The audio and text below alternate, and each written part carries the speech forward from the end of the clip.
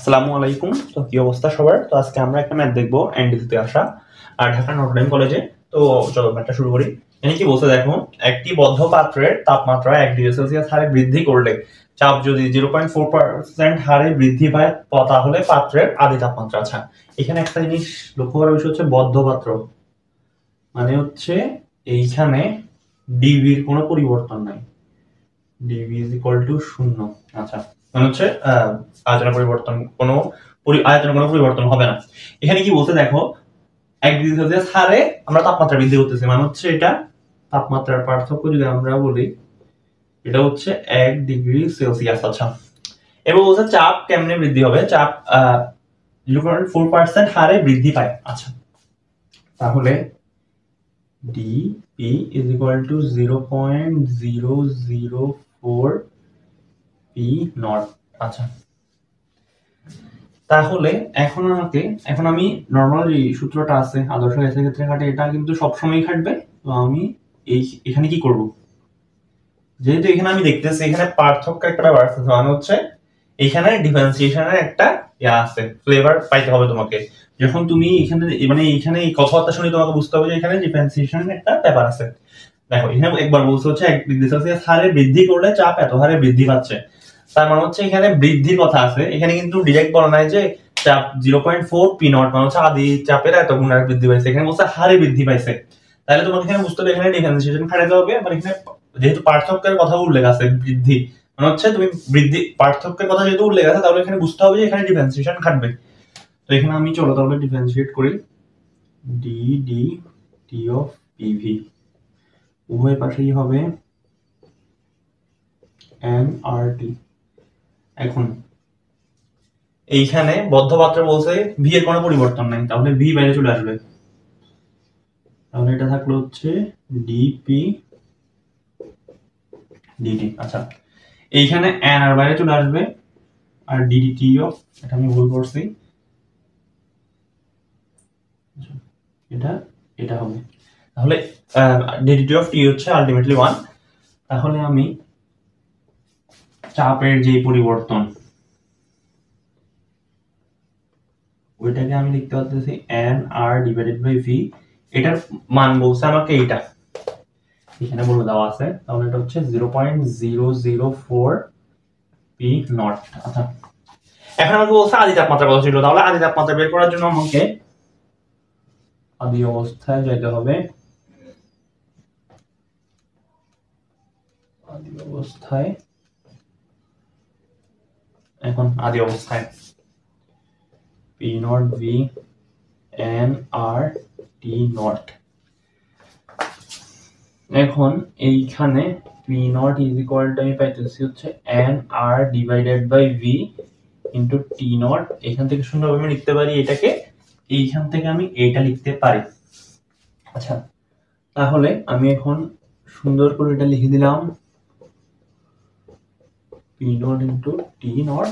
আচ্ছা, তাহলে T naught is equal to what, P naught কাটা গেল 1 divided by 0.004 is equal to, আচ্ছা এটা মনে হয় মোস্ট প্রবাবলি এটা 250 আসবে, 1 ডিভাইডেড বাই 0.004 250 কেলভিন।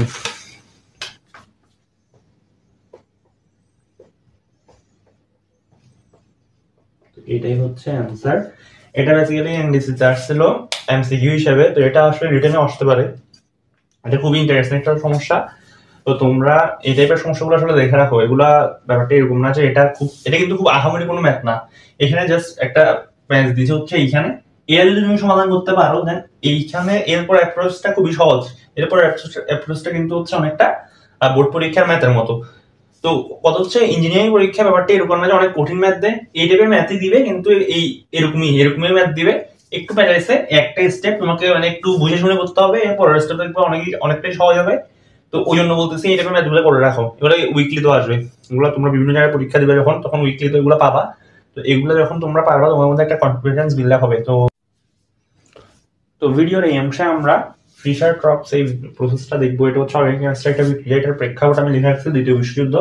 তো দ্বিতীয় বিশ্বযুদ্ধের সময় হিটলারের বাহিনী যখন রাশিয়াতে যখন বন্দী হয়েছিল আর কি, রাশিয়ার সম্ভবত চারদিক থেকে ঘিরে ফেলছিল, তো তখন ওরা আসলে যুদ্ধ হচ্ছে, বিশ্বযুদ্ধ যেটাই হোক, যুদ্ধ বিশ্বযুদ্ধ, একটা গুরুত্বপূর্ণ উপাদান হচ্ছে জ্বালানি। এখন জ্বালানি সংকটে যখন পড়ে তখন আসলে তুমি কিছুই করতে পারবে না। ধরো তোমার রান্না বান্না করা লাগবে, তাও জ্বালানি লাগবে। তারপর হচ্ছে তোমার অস্ত্র চালাতে হবে, তাও জ্বালানি লাগবে। মানে সর্বক্ষেত্রে মোটামুটি জ্বালানি হচ্ছে সবচেয়ে বড় একটা ফ্যাক্টর। কোন একটা জায়গায় বিশ্বযুদ্ধ বা হচ্ছে যুদ্ধ লাগবে, দেখবা যে ওখানে মানে জ্বালানির সংকট বা হচ্ছে অন্যান্য বিভিন্ন ধরনের সংকট দেখা দেয়। তো এরকম একটা প্রেক্ষাপটে এই প্রসেসটা আবিষ্কার হয়েছিল। তো চলো তাহলে আমরা দেখা শুরু করি। আচ্ছা, এখন এইখানে ফার্স্ট প্রসেস হবে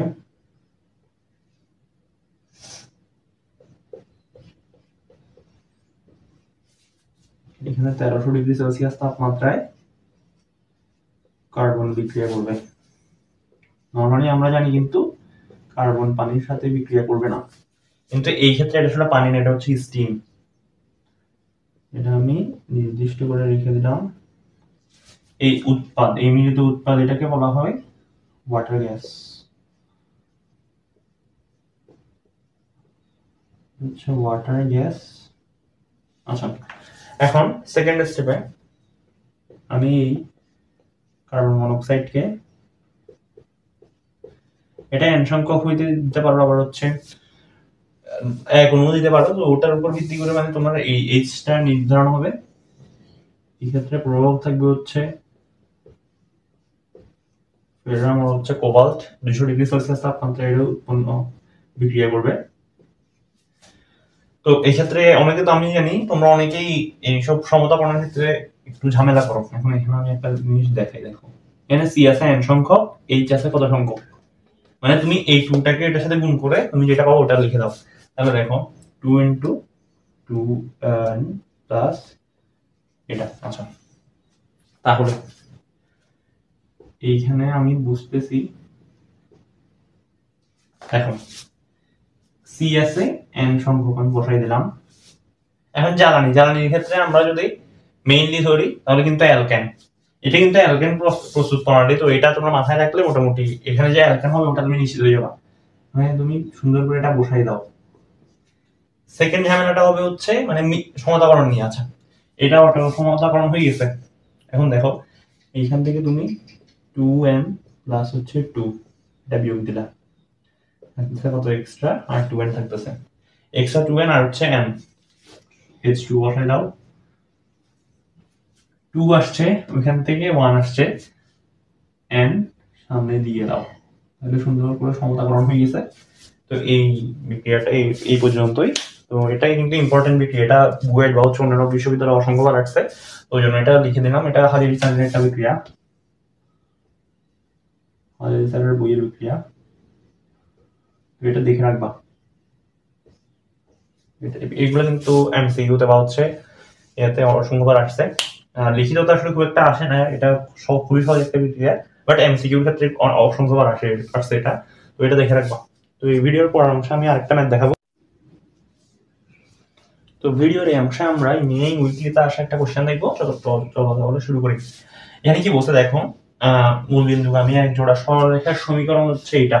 এখন এক জোড়া সরলরেখার সমীকরণ এটা আশা করি তোমরা 25 ব্যাচে যারা আছে ওরা জানো, আর 26 ব্যাচে যারা আছে ওরা সামনে দেখবা কনিক পড়ে থাকলে তখন দেখতে পারবা। এটা মানে এক জোড়া সরলরেখার সমীকরণ যে এটা, তখন ওটা তোমরা পাবা। দ্বিঘাত সমীকরণ দ্বারা প্রকাশ করা যায় এদের ঢাল দ্বয়ের গুণফল, এটার ঢাল দ্বয়ের যোগফল, ঢাল দ্বয়ের গুণফলের 4 গুণ, তাহলে c is equal to what? আচ্ছা, তাহলে এখানে আমি আগে এইটা লিখি। এইটা লিখলে তাহলে আমি স্টেপ বাই স্টেপ আগাইতে পারবো, তোমরা বুঝতে পারবে আসলে আমি কি করতেছি, কেন করতেছি। এখন এখানে কি বলছে, আমি ধরলাম, ধরি ঢাল দ্বয়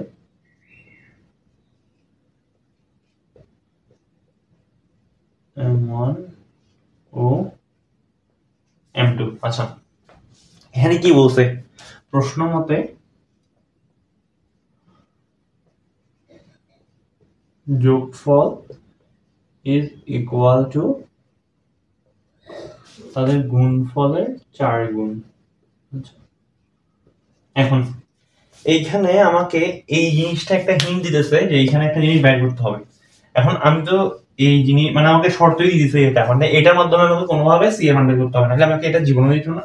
অনেক সময় এটা কেমিস্ট্রিতে করে যে এক্স অর্থ দুই রেখে, বাট ম্যাথের ক্ষেত্রে খুব একটা আমি দেখি নাই এরকম। তো এইখানে আসলে এটা আমাকে ইঙ্গিত করতেছে তুমি কোনো একটা জিনিস বাইর করো বা নির্ণয় করো। এখন এই জিনিসটা দেখে তোমরা যারা একদম 25 বছর আসছো বা হচ্ছে 26 বছর, অনেকে এটা মানে গেস করতে পারবা। এখানে দেখো যোগফল, আবার এখানে গুণফল। এখন যোগফল গুণফল ওই আমরা মানে একসাথে নির্ণয় করতে পারি, মানে কোন ক্ষেত্রে নির্ণয় করতে পারি। এখন এইটা দেখে আমাদের মাথায় হিট করতে হবে যে এখানে আমি কোন একটা দ্বিঘাত সমীকরণের একটা মানে একটা দ্বিঘাত সমীকরণে আনতে হবে। এখন এখানে এক্স স্কোয়ার আছে, ওয়াই স্কোয়ার আছে, এটা কিন্তু দ্বিঘাত সমীকরণ হয় নাই, এটা হচ্ছে এক চলকের দ্বিঘাত সমীকরণ আমাকে বানাইতে হবে। আমি এক চলকের দ্বিঘাত সমীকরণের ক্ষেত্রে যোগফল গুণফল আমি বের করতে পারবো। তাহলে আমার এখানে এখন কি করতে হবে?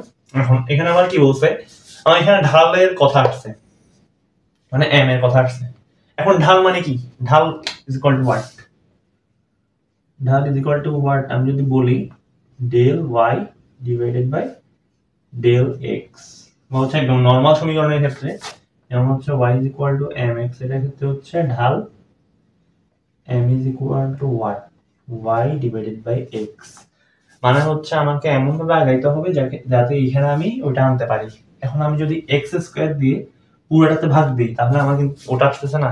আমি যদি x স্কয়ার দিয়ে এখানে পুরোটাতে ভাগ দিই, এখানে x স্কয়ার কাটাকাটি গেছে, এখানে একটা y divided by x আছে, এখানে একটা y square divide by x square আছে। এখন তুমি চিন্তা করতে পারো এখানে আমি y স্কয়ার দিয়ে কেন ভাগ দিলাম না? তুমি চাইলে দিতে পারো, কিন্তু এই ক্ষেত্রে আসলে একটু ইনভার্সের পালন হবে, তো একটু মানে ম্যাথটা পেঁচাবে, বাট অ্যানসার কিন্তু সেমই আসবে। কিন্তু মানে আমার কথা হচ্ছে আমি এই ওয়েতে করতে পারলাম, আমি ওই ওয়েতে যাবো কেন? ঠিক কিনা? এই ওয়েতে আমি দেখতেছি যে সহজে মিলে যাচ্ছে, তো আমি এই ওয়েতেই ওই জন্য করবো। তোমরা চাইলে ওই ওয়েতে করতে পারো, অ্যানসার সেমই আসবে। তো এখন আমি তাহলে এই কাজটা এখানে করলাম। এখন আমি সমীকরণটা বসালাম, ভাগ করে এই সমীকরণ আমি বসাই দিলাম। আচ্ছা, 2c একটা x কাটা গেছে, y ডিভাইডেড বাই x। আচ্ছা, ওখানে হচ্ছে 7y divided by x square. এখন দুইটাই ইনটু ঢাল, তো আমি তাহলে -2cm লিখতে পারি, মাইনাস এটা লিখতে পারি। আচ্ছা, এখন এগুলাকে একদম আদর্শ ফরম্যাটে নিয়ে যাই, তাহলে আমার জন্য সুবিধা হবে। ডান পাশে নিয়ে গেলাম +2cm -1। তাহলে এবার আমি যোগফলটা বের করি। যোগফল is equal to what? Minus এইটা ডিভাইডেড বাই এটা। আচ্ছা,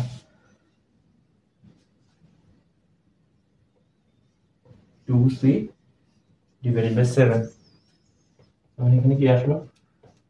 এটা আসলো,